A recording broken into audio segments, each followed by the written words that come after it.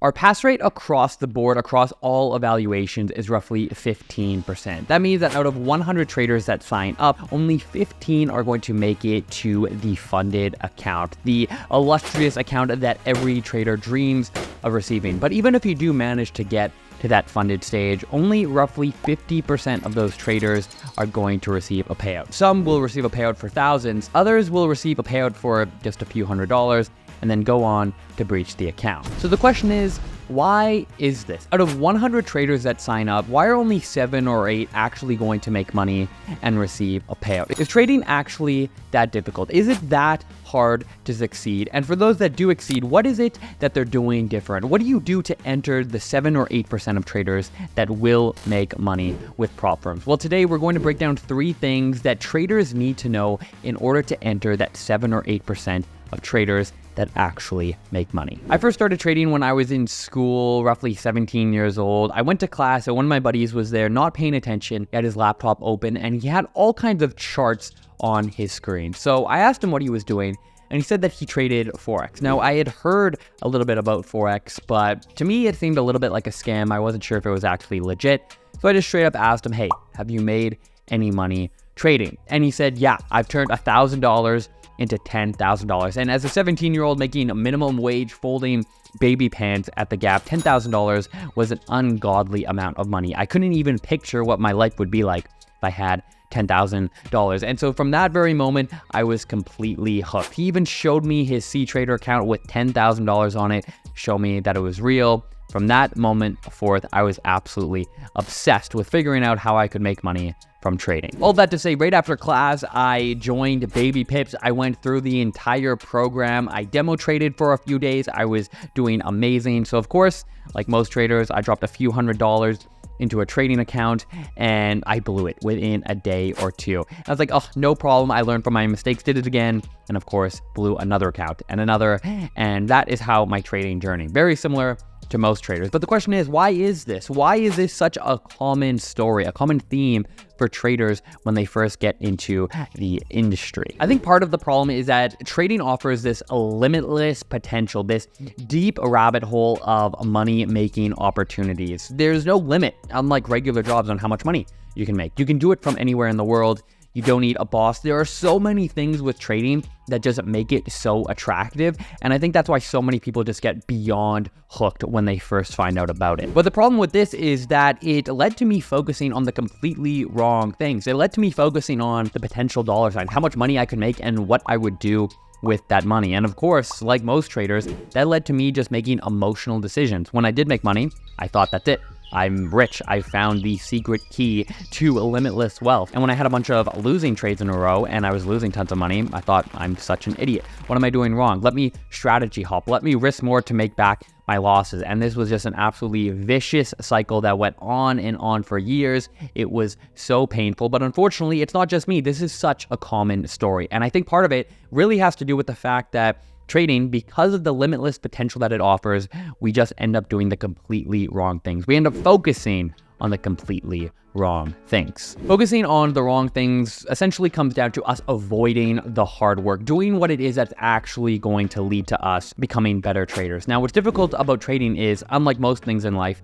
there's not necessarily a direct correlation between the amount of work you put into trading and how much money you're going to make. So for example, I think online there is this, this idea that you need to do so much backtesting, that on the weekends, every day, you need to be doing so much backtesting. But my opinion is, if you've been trading for over 6 months and you know your strategy, backtesting is a complete waste of time. It is just mental masturbation. It's procrastination. It's not actually going to make you a better trader. At least it didn't make me a better trader. When I had losing trades, it was because I had poor execution, poor psychology. I was trading emotionally, and none of those things improve with backtesting. So the question is, well, what is the hard work? If you want to improve and become a better trader, what is it that you can actually do? I think the hard work, in a sense, actually isn't that hard at all. For me, the hard work was just following my trading plan, sticking with my strategy and not strategy hopping.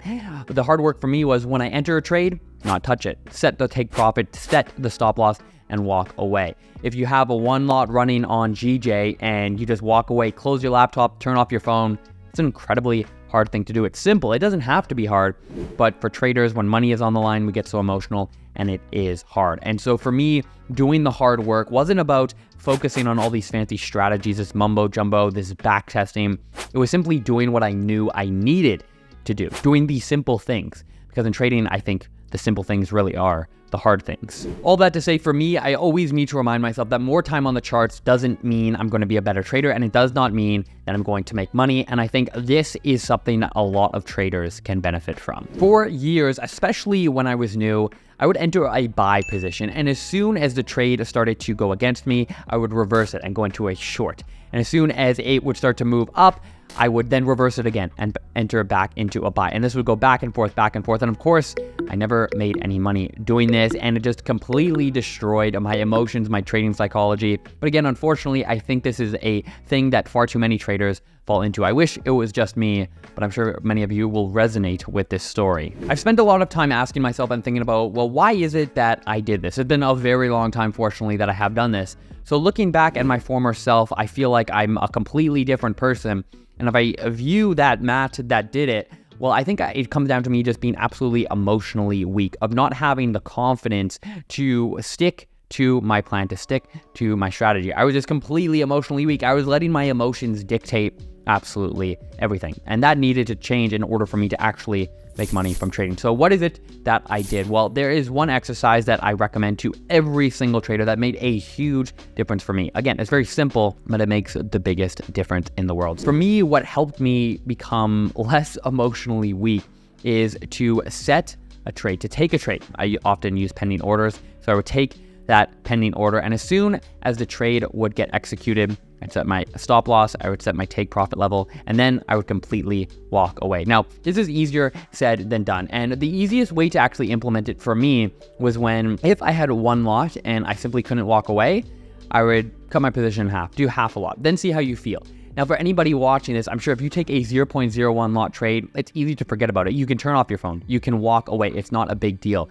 And so you need to build up from the point where you are comfortable and increase that over time. And that's going to stop you from messing with your trades. That's going to allow you to follow your trading plan, to become more emotionally stoic. And for me, that is what has made all the difference. Secondly, in terms of improving my psychology, I stopped reading trading books. Of course, there are some good books out there for trading, but my thesis is if 90% of traders fail, then you can't consume the same content that 90% of traders consume.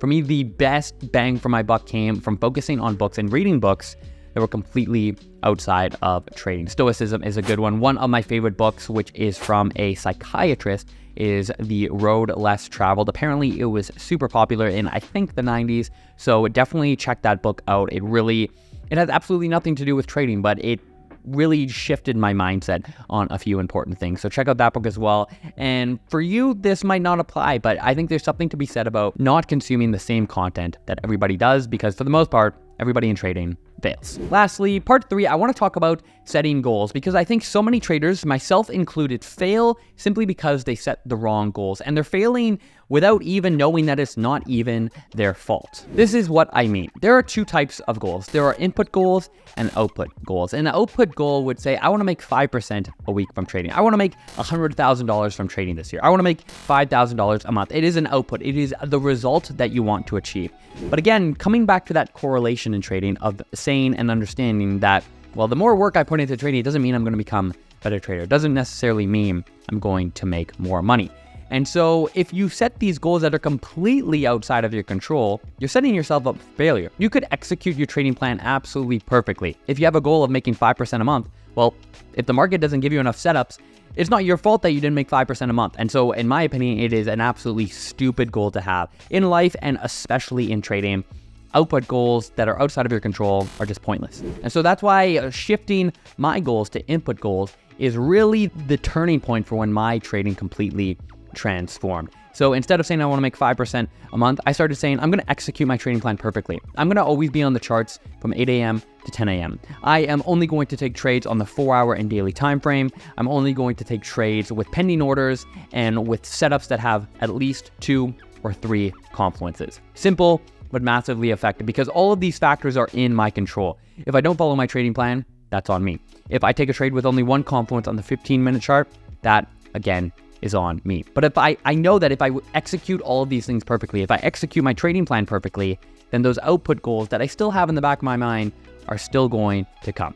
I'll be setting myself up for success. And it's really these three reasons combined that I think so many traders fail. But if at this point you are somewhat overwhelmed, especially if you're newer to trading, that is totally understandable. So rather than getting caught in the weeds, check out this video here where you can learn from a trader that withdrew over $20,000 in payouts with Lark funding. We'll see you in the next one. Until then, peace.